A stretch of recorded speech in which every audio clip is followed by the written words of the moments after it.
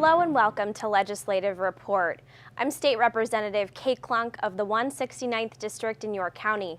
As a member of the House Majority Policy Committee, I've attended a number of hearings examining the state's business climate. A recent hearing in Carlisle focused on job readiness and ensuring that Pennsylvania is producing workers with the skills our employers need. Joining me today to discuss the committee's efforts is the chairman, Representative Kerry Benninghoff. Representative Kerry Benninghoff, welcome. Thank you for having us. I appreciate it. Thank you so much for joining us today. Well, today we're going to talk a little bit about what we're doing on the policy committee and this focus on job readiness. And if you could talk a little bit about our policy committee and how we came to really focus on that as an issue. Well, as you know, the policy committee is going statewide, doing hearings all over the Commonwealth, trying to prepare ourselves not only for a stronger business climate, but to have a good workforce. And as we did some of the earlier meetings, and meeting with some of the business leaders and those that are providing the jobs, one of the issues that kind of raised to the top was having employees that were trained properly and having the skills that these employers need. And that was really a key issue that we want to focus on in subsequent hearings. Absolutely, that came out of our York College hearing back in February, which I thought was really interesting. There were a couple of businesses from my own district that came in and they really talked about that job skills gap from high schools and technical schools really not being able to make that, those students not being able to make that transition into the jobs that are available in our local communities. And out of that, we decided to do the second hearing up in Carlisle, which I thought was absolutely fantastic. We had local businesses, we had the chamber there, and we even had Carlisle High School, in addition to the Workforce Investment Board. What was your biggest takeaway from that hearing? Well, I think the fact that it doesn't matter what business you're talking about, because if you remember, we also had a representative there from Geisinger Medical Center.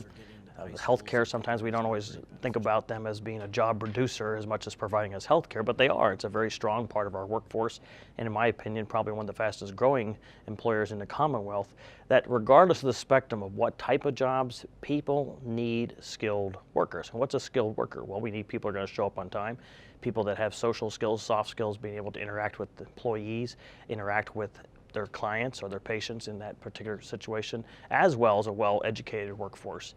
You know, we spend a lot of money here in the Commonwealth, almost $27 billion collectively in public education and higher education, but it is some of these other soft skills that these employers want to have their employees ready.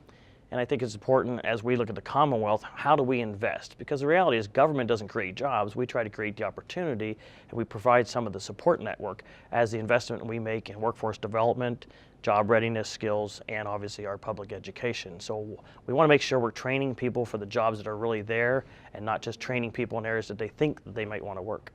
And I thought that brings up a really important point that I thought that the Workforce Investment Board representative talked about was really it's not about more funding. They don't need more funding, they need more flexibility in these local regions to form a program and a workforce investment program that best fits the needs of that particular local community and local economy.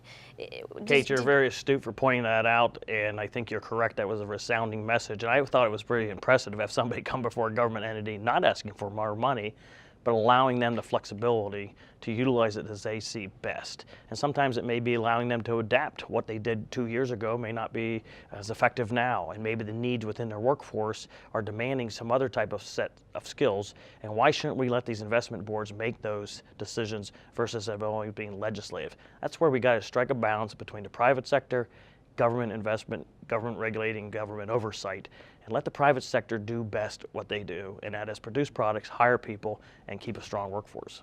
I think that's very important too, and the private sector is so important in this whole equation. Time and time again, we hear from our local employers, we have open jobs, but not enough people to fill them.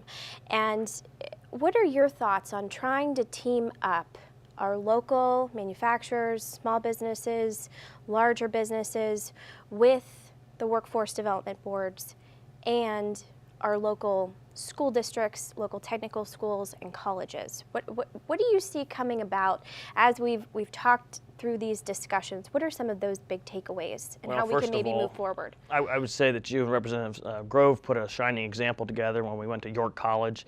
There you have us utilizing a facility in a college that is providing not only educational opportunities, but incubator space for businesses to start. You got that partnership between the private sector investors, you got the students, and you have government as well as education at different levels working together. Not any one of those individually are going to do everything, but it is kind of a, my friend says, three-legged stool between government, private sector, and education system that can provide these opportunities to say, listen, this is where the job future is. We're projecting that. This is where the skills that you're going to need to get to that point. We often talk about the fact that sometimes we push people into one curriculum area a lot, and I'll use engineering as an example, but for every engineer you produce, oftentimes you need about 10 different technical staff as support staff. And same thing in healthcare. We don't need all doctors, but we need the allied health providers along with that, the nurses, the physician's assistants, the pharmacies, and all the other array that is in the spectrum of healthcare. And you can say that about most industries. And so we see the climbing business here in Commonwealth with natural gas, it isn't just about the natural gas, but all the spin-off businesses that we saw on one of our tours. Those are great opportunities for jobs. We see young entrepreneurs coming with ideas. They see a need. The one guy had safety devices that they were producing. It's kind of a struggling business. The natural gas industry came into Canonsburg there, started to grow, and this guy's business went from a high of $1.2 million annually to $6.3 million, to the point where he's ready to transition it over. That's about producing jobs and training in the areas of the need for the market. And that's so critically important. And that actually transitions into an interesting little trip that Representative Seth Grove and I took. He is now our House Select Subcommittee Chair on Technical Education and Career Readiness. And he and I sat down and talked about going into our local school districts to see what our local school districts are doing to help in that partnership with private industry. And down at Southwestern High School, which is in my district, we just visited about 2 weeks ago and toured their metal lab, their woodworking lab, their technology education department, and it's absolutely fantastic what they are doing.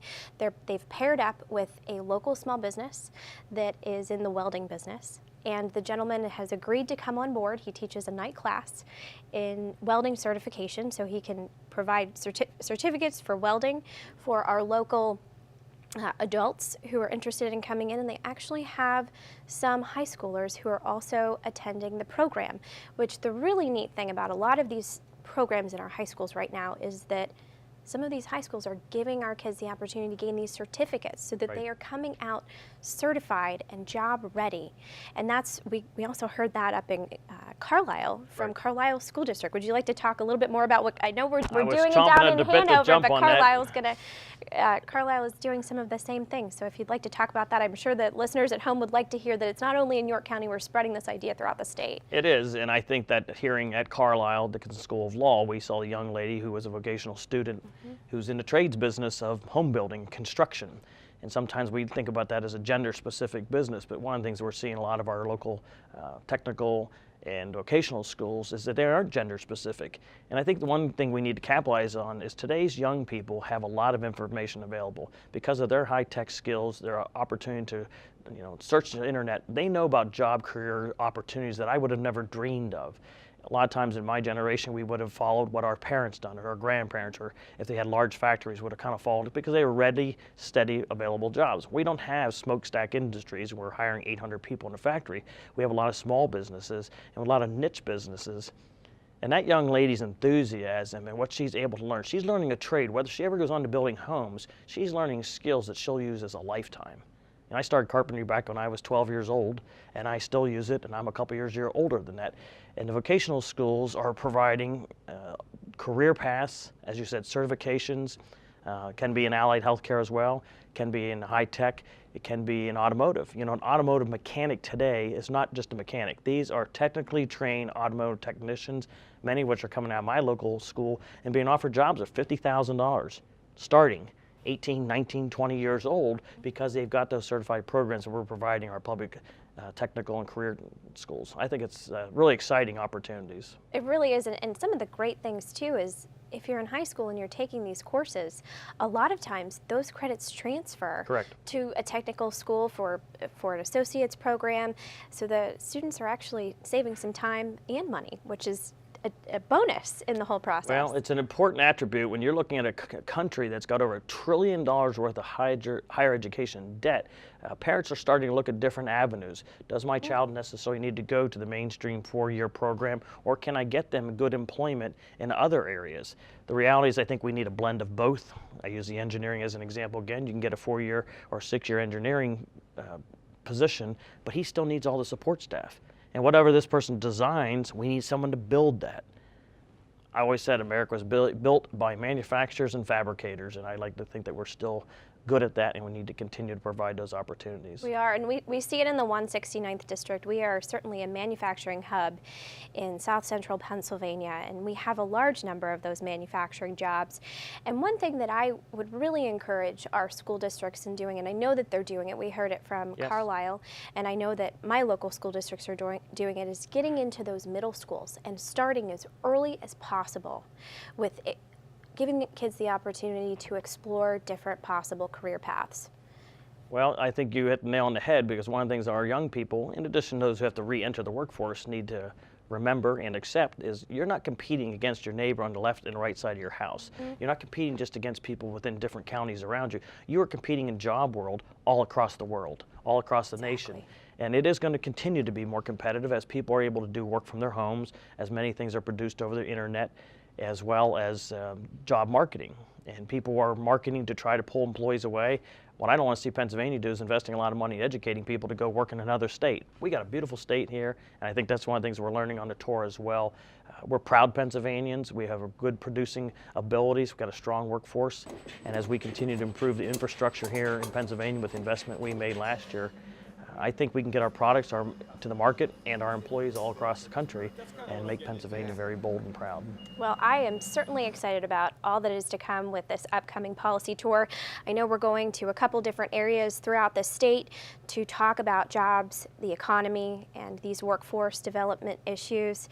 I really look forward to what is happening in other areas of the state and seeing the positive things and maybe some things that we can improve upon. So, Representative Benninghoff, thank you so much for joining with me today to talk about our most recent policy hearings. I really, truly appreciate it. I'm honored to have you on the committee, and I think you said it best in one of the committee meetings. Even though you live in central Pennsylvania, it's important for you to be cognizant of what's going on across the Commonwealth in other areas, whether it's Marcellus Shale or some of the pharmaceutical developments that are going on down in the southeast, because we as Pennsylvanians all benefit, and I was glad to see your astuteness to seeing the importance of that. Well, thank you. Thank you so much for those Good committee member. Thank you so much for those kind words.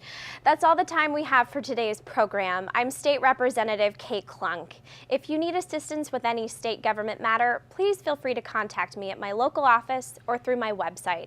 That information will be shown in just a moment. Thanks for watching, and please join me next time for Legislative Report.